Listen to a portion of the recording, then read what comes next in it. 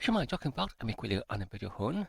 Yn y fideo hwn, dwi eisiau i dileu yr is-gefn-drefn Linux ar gyfer Windows i mewn yn fyr Windows 10. Felly, os ydyn edrych ar yr arllwyswr ar gyfer yr ffeiliau fan yma, os ydyn edrych ar yr rhanbarth ar gyfer yr WSL neu'r is-gefn-drefn Linux ar gyfer Windows, mae gyda ni dau ohonynt fan yma, un gyda'r enw Ubuntu, arall gyda'r enw Ubuntu cysylltnod ac wedyn 20.14. Felly nid ydw i ddim yn eisiau i'w defnyddio nhw na mwy, oherwydd dwi'n nawr wedi penderfynu i datblygu y cod tarddiad Python i mewn yn yr rhanbarth o'r Windows yn Windows Go iawn, yn rhag na defnyddio yr is-gefn-drefn Linux i mewn yn y Windows. Felly sut i dileu nhw? Felly, dwi'n wedi archwilio ynglyn ar y pwnc hwn o'r blaen, ac yn amrywaith o'r erthyglau ar-lein, mae nhw'n dweud mae angen rhaid i mynd i'w mewn i'r programs and features neu y rhaglenni ar adnodau i mewn yn panel rheoli, ac wedyn i clicio ar y cyswllt fan yma i troi yr adnoddau y Windows ymlaen neu i ffwrdd. Felly, dyn wedi gwneud hyn o'r blaen.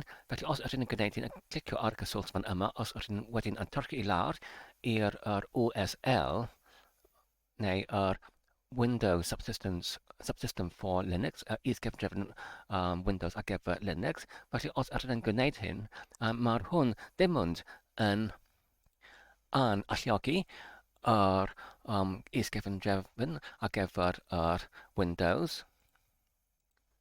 ond nid yn ei dileu nhw o gwbl, oherwydd pan rydyn yn eisiau i ail defnyddio is-gefn-drefn Linux ar gyfer Windows, neu is-gefn-drefn Windows ar gyfer Linux, mae'r erthyglau ar-lein yn argymell i ddechrau terfynell o'r PowerShell neu y cregyn pŵer, ac wedyn i yniredig fe fel yr adweinyddydd cefn-drefn neu System Administrator ar y Windows, ac wedyn i mewnbynnu neu i rhedeg y gorchymyn WSL, ac wedyn namin install neu mewn sefydlu. A phan gwneud i hynny, beth digwyddodd oedd roedd hwn yn creu yr is-gefn-drefn Windows ar gyfer Linux, ac hefyd i alluogi yr is-gefn-drefn yn gyffredinol ar yr llwyfan Windows, ar yr cefn-drefn weithredaeth Windows. Felly, beth digwyddodd ar ôl hynny oedd mae'r eicon fan yma ar gyfer y Linux yn arddangos, ac wedyn darganfuais i roedd yr is-gefn-drefn Windows ar gyfer Linux wedi ei creuwyd.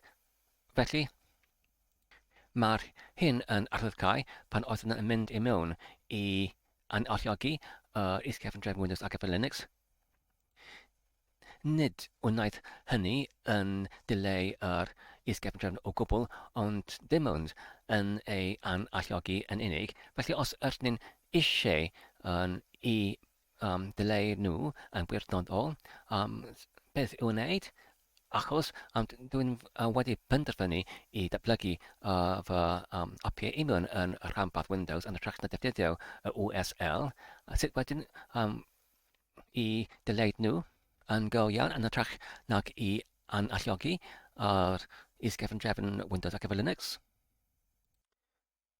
Felly, ar gyfer hyn, mae'r rhai o'r erthyglau ar-lein yn argymell i rhedeg y gorchymyn WSL config, ac wedyn gyda'r dewisiad /u ar gyfer i uninstall, ac wedyn yr enw o'r is-gefn-drefn, er enghraifft fel Ubuntu.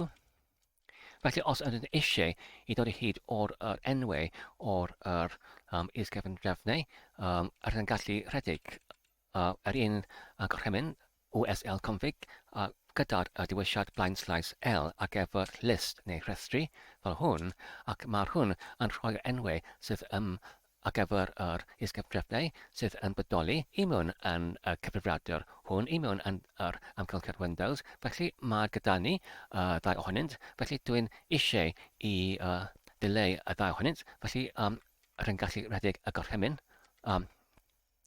WSL config /u ac wedyn i dileu y cyntaf dwi'n gallu rhedeg y gorchymyn neu am benodi ei enw sef Ubuntu ac wedyn cyswllt nod ac wedyn 20.04 fel hwn ac wedyn i pwyso ar y botwm dodiad